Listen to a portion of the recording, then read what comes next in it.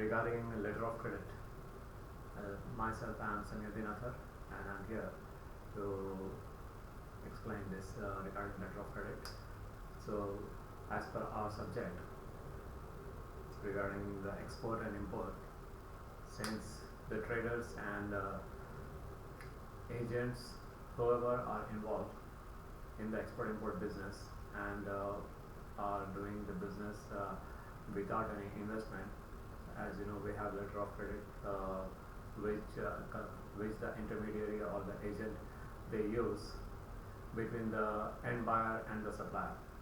Suppose we have now so one, there is an end buyer and another is the supplier who is in the position of the goods, and you are in the middle as a trader or agent, like that. So how many types of letter of credits are there? So for that one you can check my another video which I'll explain like how many types of letter of credit are there wholly, and one of them I will explain now. So let us see what is that one. Pre-advised, transferable, irrevocable, documentary letter of credit, that is PA TIDLC. One of the forms of the letter of credit, okay, which the intermediary deals with the end buyer and the supplier. So this is PA TIDLC.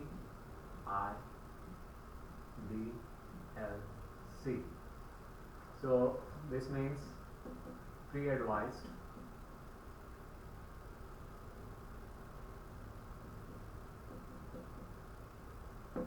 and this means transferable,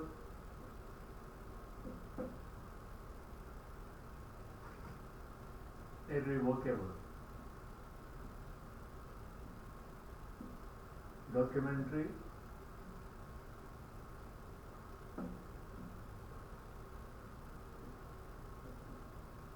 letter of credit.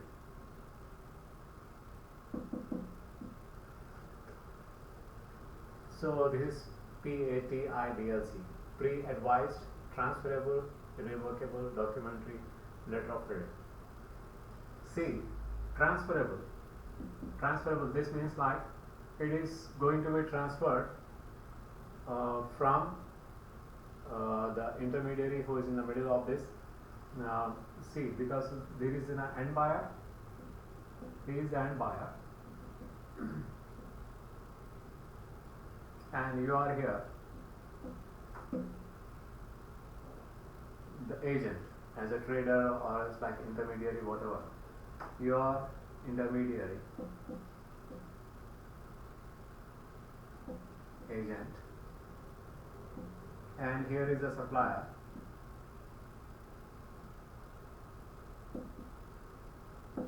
Supplier nothing but who is in the position of the goods.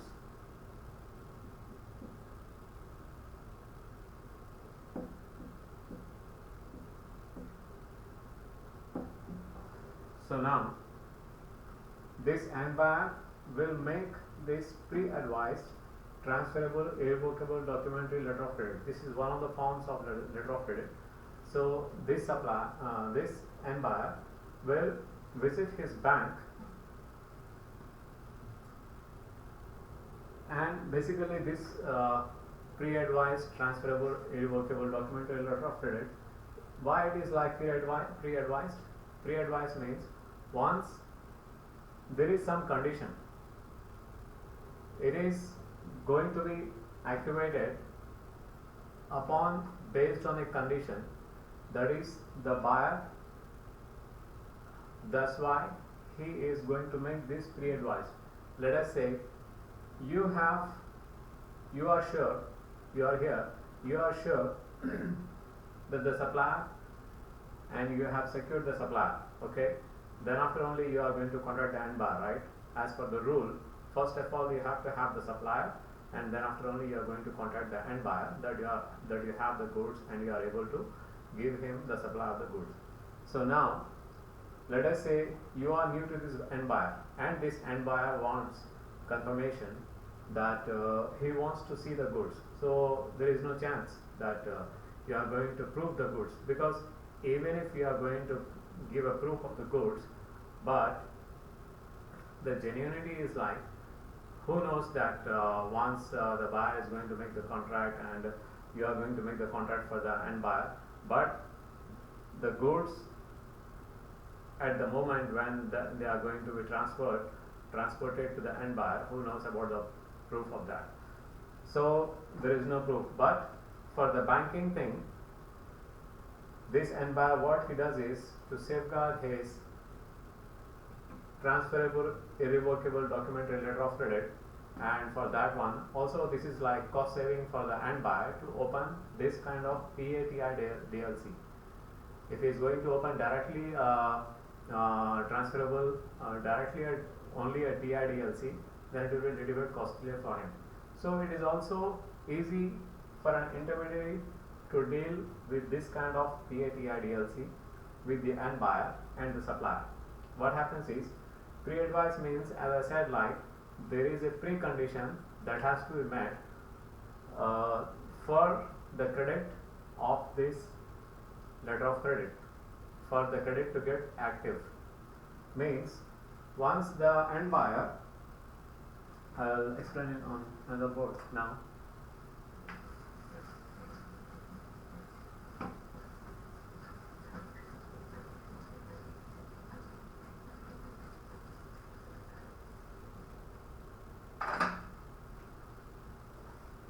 This is the end buyer and he has the PA TIDLC end buyer. Okay, and you are here, let us say here.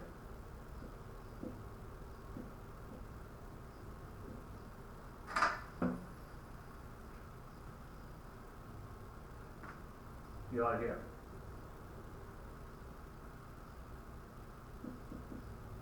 And the supplier is here. Okay, you are here in the intermediary agent, and here is the supplier. Supplier is nothing but he is in the position of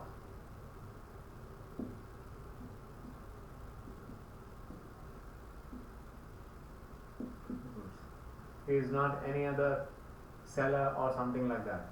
You are in the middle of this deal, and he is the supplier who has manufacturer or supplier, whatever, but he has the position of the goods. Okay, so now the end buyer, what he does is he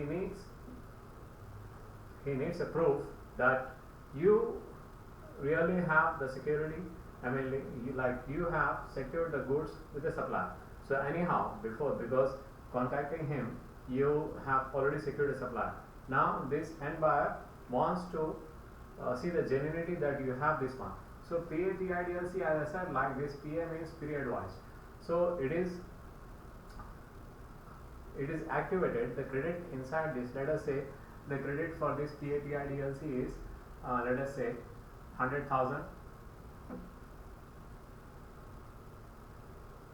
USD. Okay, so the value of this TIDLC is 100,000 USD. Now it is not activated, but based on the condition that you are going to provide him the goods are genuine. So how do you provide him that the goods are genuine and you have the possession of the goods? So that you have secured the goods with the supplier, but they are still not in the position. But you have on the other side of this dealing with this buyer, you are also dealing with the supplier as a buyer. So supplier has told you that he has a position of the goods and you have physically had a look with this one. Okay, so let us say, and you want to confirm with this buyer that you have the position. So now how you do that is, you will create an in-house PPI certificate.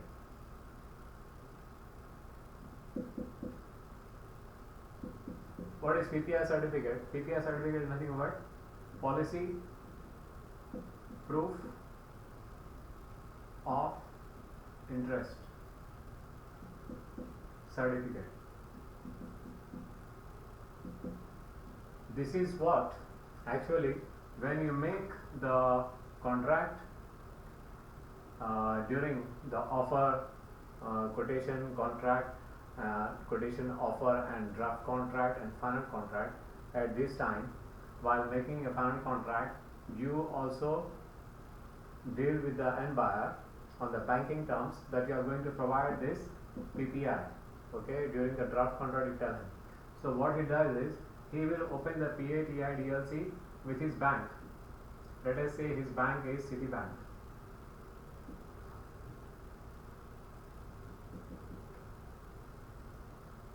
So in Citibank he will open a PA TIDLC. Now most of the banks what they do is they don't mostly initially they don't try to issue PA TIDLC, this type of documents, but it can be issued based on UCP 600, Uniform Customs and Practice, UCP 600. The bank has the bank can issue and this one, and based on this policy proof of interest certificate provided to the end buyer's bank or end buyer's bank, now the supplier details will be known. Supplier details will be known to the bank, because policy proof of interest is nothing but you will disclose the supplier's details on this certificate, okay, in the contract it will be there. So once you provide this certificate to the bank, the bank will know known to the bank. Supplier detail will be who is the supplier and what are his details, the bank will come to know. But the bank now, as per UCP 600 law, Uniform Customs and Practice law 600, the bank now, after knowing the details of the supplier, they cannot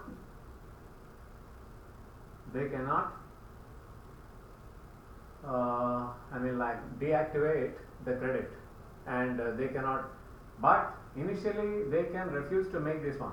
But once the PA TIDLC has been issued and you have provided the policy proof of interest certificate to this bank, the end buyer, they will come to know the bank, they will come to know the supplier details. But because as per the pre-advice, credit has to get activated as per UCP 600 law, because you have done your job and you have provided the details, the PPI certificate you have provided as a policy proof of interest certificate attached in the as per the contract it was written in the letter of credit that once you provide the PPI it will be activated, though the supplier detail will be there, but they are not going to double cross you and they are not going to directly jump to the supplier and make the deal. So initially this is quite easy for the buyer to make this one and to also let him know about the genuinity of the goods in this way. And you are not going, once you are providing this one, your job is finished up to this thing, and the bank is going to know, okay, the supplier is there, the position of goods are the real one. So what they do is they will activate the credit. They will activate the credit. So now the operational pre-advised operational credit, now it is activated.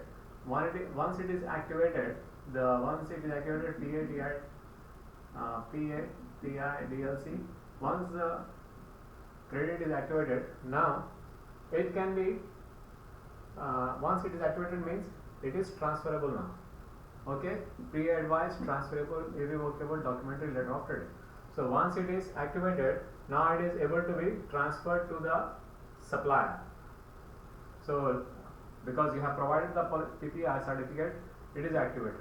Once it is activated, you can transfer it to the supplier only one time, not more than that, because it is only one time transferable.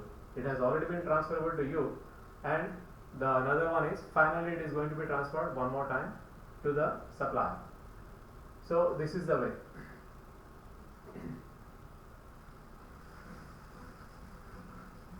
So PA TIDLC, and one more thing is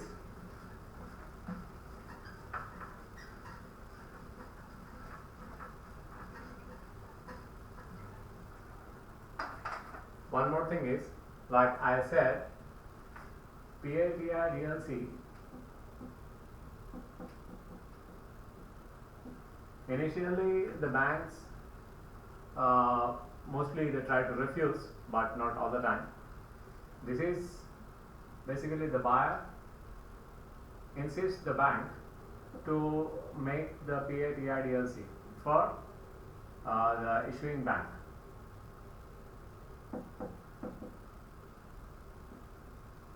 Let us say Citibank.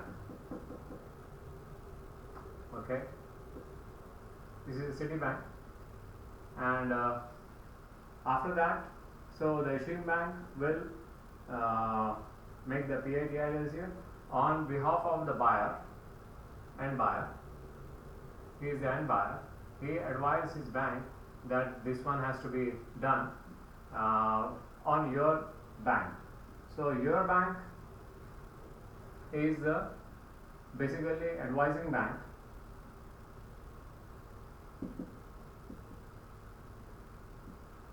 Okay, or also can be said like accepting bank, but basically the final acceptance bank is the supplier's bank, which is supplier's bank. Supplier is here, his bank, supplier's bank is accepting bank, which is supplier's bank.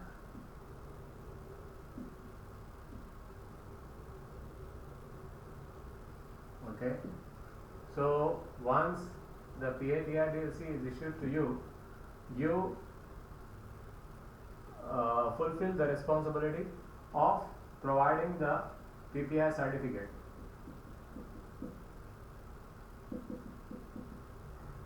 PPI certificate. What is PPI certificate? Said like policy proof of interest certificate. This you will provide to the Citibank. That means the end buyer's bank. Once the bank receives will receive this one, either you will provide this one by courier, or else like you will provide this one in original, or else like you provide this one by hard copy. It doesn't matter, but it should be original. It should be original one. And once they receive, they will know the supply detail. This bank will know the supply detail, but because this was written in the contract,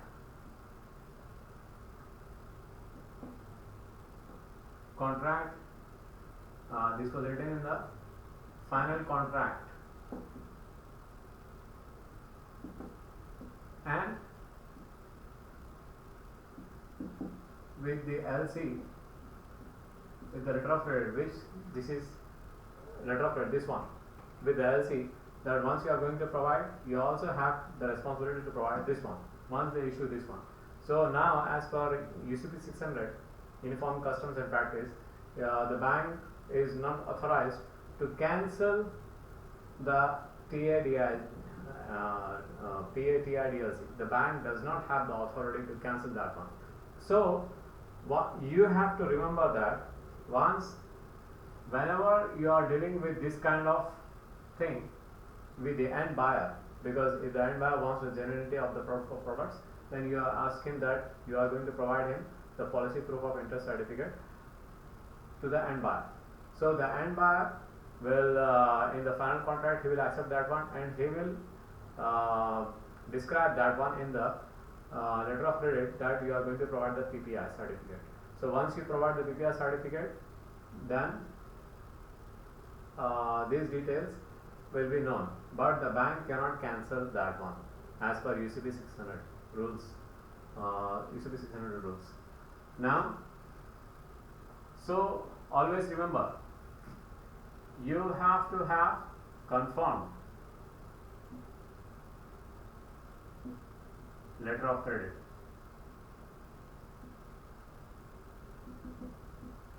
So that is irrevocable documentary letter of credit, transferable irrevocable documentary letter of credit. That means you have the confirmed letter of credit.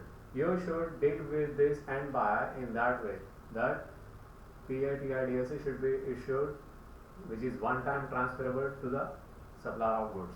So once it is activated, once it is these conditions are met for the PA advice, it is activated, and once it is activated, it is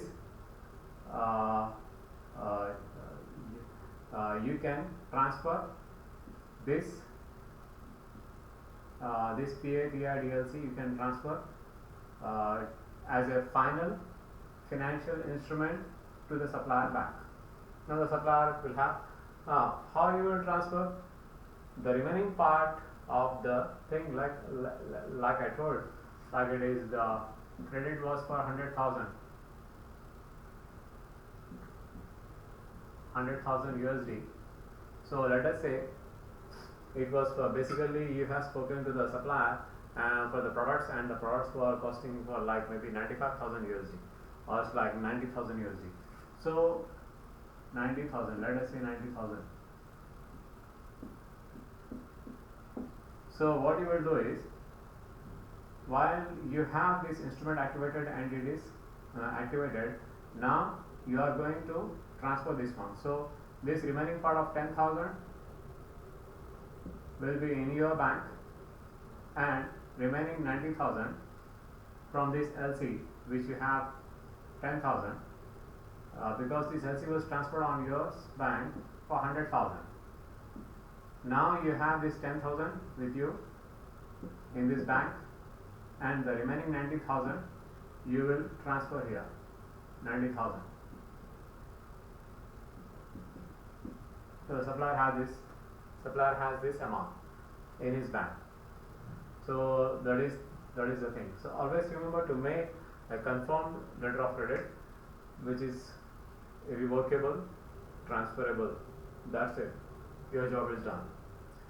Always remember, one more thing I will tell.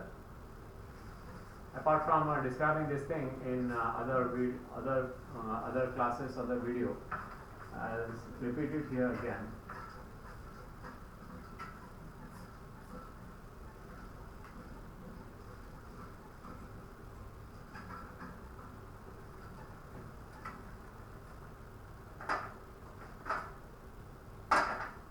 The intermediary or the trader or an agent, whoever is the middleman is.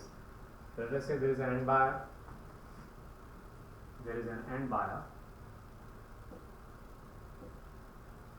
and you are here, and here is the supplier. Okay, end buyer, supplier. Supplier means always the supplier is in the position of goods. Who is in the position of goods? And you are here. Let us say you are, what you are, your role is, your role can be anything, like in the international language. In USA they say merchant. Okay, you can be a merchant, you can be a broker, you are an agent, you are a buyer and also seller. For him, for supplier, you are the buyer. Okay, for this guy and buyer, you are the seller. This is the thing. Okay, for supplier, you are the buyer. For the end buyer, here, end buyer is here. For the end buyer, you are the seller. Okay, this happens like that. So The role can be merchant, broker, agent, buyer and seller, intermediary. Whatever you can call yourself, not a problem. But these are the things like when there is a deal and you are acting in the middle, and you can also be a trader, like that. So always remember, the end buyer, they have what they need is the deal. The supplier, what they need is the deal. Supplier, let us say the supplier is the manufacturer, also the position of the goods, the holder, and here is the buyer. Buyer who will receive the goods. Okay, what is your role? What is your role? How you are going to get the money, the commission, all these things. What you have is your job, like your job is to deal with the documents. Your job is to deal only with the documents. Okay, you are not going to get the physical position of the goods in your hands, in your warehouse, anything like that. See, you are dealing only with the end buyer and the supplier in the documents. How? When you have a quotation, an offer, a contract with, and your position of the goods, you have the PPI certificate, all these things. Once you have secured a supplier, then in the same way, let us say you are here in India and the buyer is in USA, supplier is in China. Okay, so you have known the supplier, you have done the due diligence, and you have got the verification done, and you have spoken, you have contacted the supplier, China, everything is done. Now you are sure 100% that more than 100%, 101% you are sure that the supplier has the goods, you have got it verified, the due diligence has been done completely in a proper manner. Now you have to search for the buyer. Let us say you have found a buyer in USA who needs the same material or whatever the end buyer needs, and you have the supplier who is able to provide to this end buyer. So now how you are going to get this commission? You have to contact the end buyer, you have to provide the sample, whatever, and you have to tell the end buyer, you have to deal with the end buyer only in the matter of documents. You have to deal with the supplier only with the matter of documents. So once the supplier ships the goods,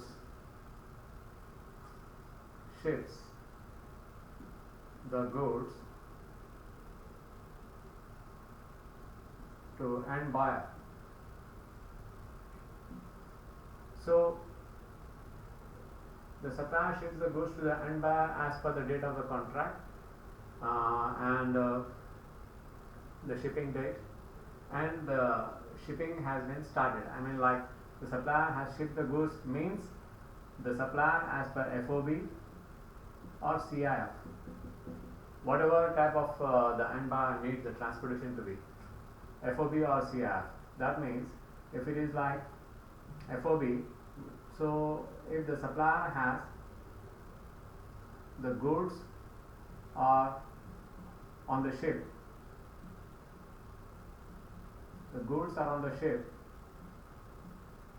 that means job is done.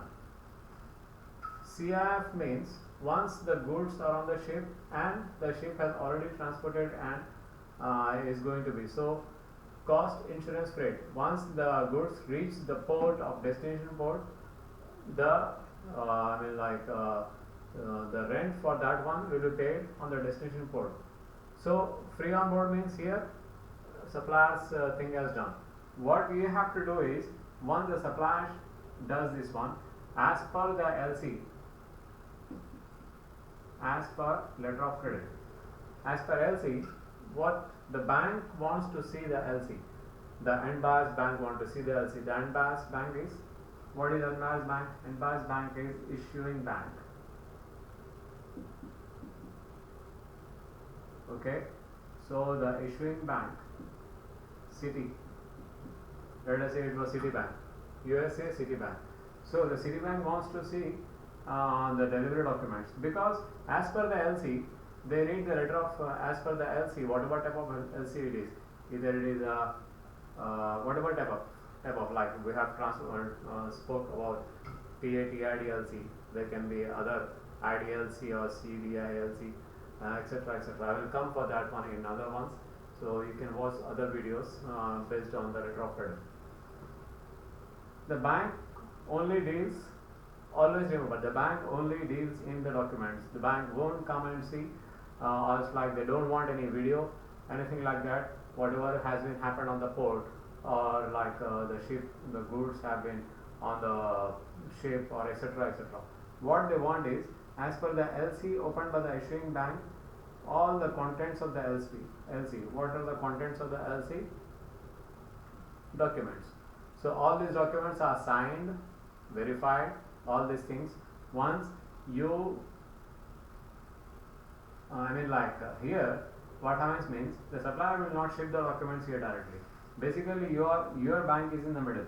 Supplier will provide these documents to your bank, because your bank is the, basically in a practical way, your bank is the issuing bank of the LC to the supplier bank. So let us say your bank is HSBC. Your bank HSBC, and let us say supplier's bank is Bank of China.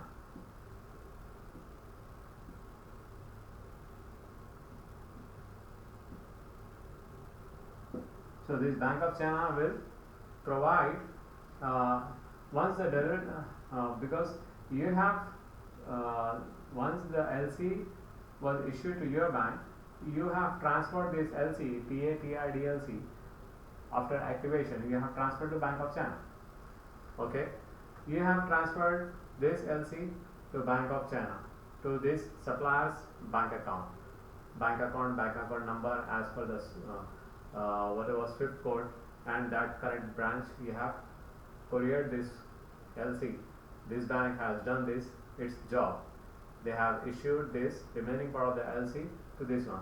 So Bank of China, what it will see from his supplier is, once the supplier has goods kept on the ship at the port, he will collect all the documents from this shipping agent, C&F agent, and whatever extra documents he needs from the ship captain, all these things he will collect. This supplier will collect from this port. Once he collects from this port, what he will do is, he will give these documents to the bank of China, to his bank. Once the bank receives, what they do is, they will provide these documents to you. So at the same time, when you receive these documents, you will provide these documents. After verification, you will provide these documents to him, to this bank, that is Citibank. Once the Citibank checks these documents and they verify, everything is okay. So once you have received these bank documents to this one, to the issuing, to your bank from Bank of China, that means your deal is done.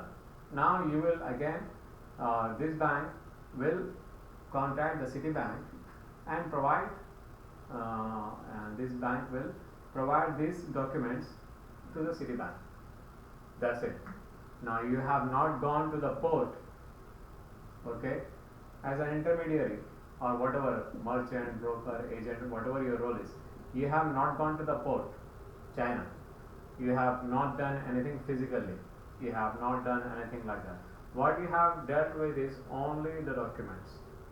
The documents from here to here, from here to here, back. That's it. So that is the thing. That is how intermediary makes money, makes his commission based on the delivery of documents. So you are basically, if transaction is done only with delivered documents, if no documents, then you are not going to get any money. Only documents provided as per the LC requirement, you are going to make your commission. Okay. Remaining part is, the supplier will do all his job for transportation, exports, whatever things, everything.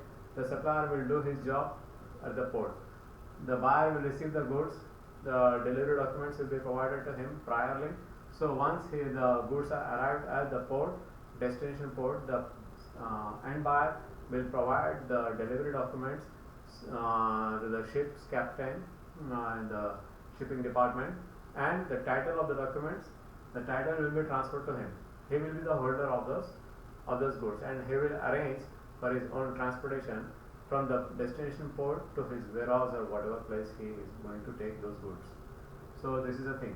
Always the intermediary only deals with the documents, no other thing. If you have no investment, still you are going to make the business, because you are not going to put any money from your pocket. Here the end buyer issues the LC. From the same LC you are going to issue the LC to the supplier. Remaining part of the LC you are going to issue the supplier. What you have to be taken care is, like, initially when you contact the supplier, you have to make the time frame within which the end buyer will be satisfactorily satisfied. He will be satisfied.